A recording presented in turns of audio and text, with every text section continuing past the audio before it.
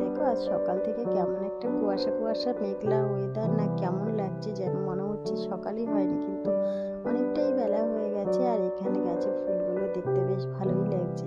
কালারটা খুব একটা ভালো না, তবু ফুল জন্য ভালোই লাগে। আর আমার এদিকে ঘর মোছা, বাসন মাজা সমস্ত কাজই হয়ে গেছে, মনে হচ্ছে রাত হয়ে আছে। সেই কারণে সকালবেলা মনে হচ্ছে না। আর আমি শাকটা ধুতে হবে জন্যই একটু তাড়াতাড়ি করেই রান্নাঘরের কাজটা সেরে নিয়েছিলাম, কারণ শাকটা ধুতে অনেকটা সময় লাগে, পরিষ্কার করে না ধুলে পরে হয় না। আর এটা করবো আমি সর্ষে শাকটা করবো গোবিন্দভোগ চাল দিয়ে। আর শাক আমাদের বাড়ি খুব একটা হয় না, কেননা অনেকের বাড়ি দেখি রেগুলার শাক একটা চাই, কিন্তু আমাদের বাড়িতে খুব একটা শাক হয় না, সময় পাই না। শাক বাছতে ধুতে অনেকটা টাইম লাগে, সেই কারণে না শাকটা খুব একটা আমি করি না। আর মাটির শাক তো একদমই না। লাউ কুমড়োর শাক হলে একটু ঠিক আছে, ওপরকার শাকগুলো ভালো, কিন্তু ওই মাটিতে এই যে যেরকম সর্ষে শাক, পালং শাক, এই যে সব শাকগুলো না মাটিতে থাকে, একটু ভালো করেই পরিষ্কার করতে হয়। আর কিছুটা ভাত আছে, তাই ভাবছি যে কী করবো, ভাবলাম একটুখানি গোলা রুটি করি। কিন্তু আমাদের ঘরে যদি এইভাবে গোলা রুটি না করি না, কেউ খেতে চায় না, তাই ভাবলাম কি একটু চিজ দিয়ে দিই।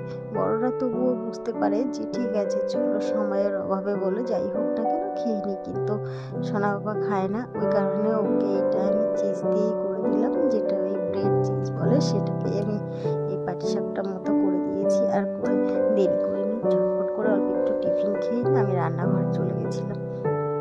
রান্নাগুলোকে গুছিয়ে নিয়েছি, কেননা বিকালে আমাদের একটু বেরোনোর আছে। আর ভাতটা আমি নামিয়ে রেখেছি। আর আমার আর সোনা বাবার জন্য দুটো মাছ ভাজা করে নিয়েছি। এখানে ওই যে গোবিন্দভোগ চাল দিয়ে সর্ষে শাক করে রেখেছি, এটা হলেই ভাতটা খাওয়া হয়ে যায় বেশ কিছুটা। আর এখানে আমি এই যে সরপুটি ছিল, সরপুটি দিয়ে মূলো দিয়ে ঝোল করেছি, এটা খেতে খুব ভালো লাগে।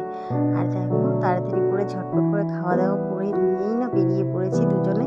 আর চলে এসেছি সোনা বাবার স্কুলে, ও অ্যানুয়াল প্রোগ্রাম আছে, ওই কারণেই এখানটায় চলে এসেছি। আর এখানে এসে দেখি সবাই চলে এসছে। আর ওই যে পুচকুটার দাদা না দিদি কেউ একজন আমার ছেলের সঙ্গে একই ক্লাসে পড়ে, ঠিক আমি বলতে পারবো না, কিন্তু দিতে আসে দেখি এই। আর এখানে দেখো পাশেই না মিকি ছিল, মিকিটা তো ফার্স্ট টাইম উঠেছিল, কিন্তু মিকিটাতে উঠে ও কখনো ওঠায়নি, তো ভয় পেয়েছিল। ভয় পেয়ে এটা কিন্তু ও চড়ে, কিন্তু এই জাম্পিংটাও ও ভয় পাচ্ছিল, যেহেতু ওইটাই ভয় পেয়েছে, সেই কারণে এটাতেও নিজে নিজে ভয় পাচ্ছিল। আর এখানে দেখো ডান্সগুলো পরপর করে হয়ে যাচ্ছিল, সোনাবাবুকে ডাকছিলাম কিন্তু আসছিল না, জন্য আমিও দেখতে পাইনি।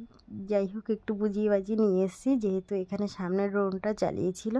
আর ওনার ড্রোন ফার্স্ট টাইম কাছ থেকে দেখলো, দেখে ভীষণ খুশি হয়েছে, আমারও খুব ভালো লেগেছে।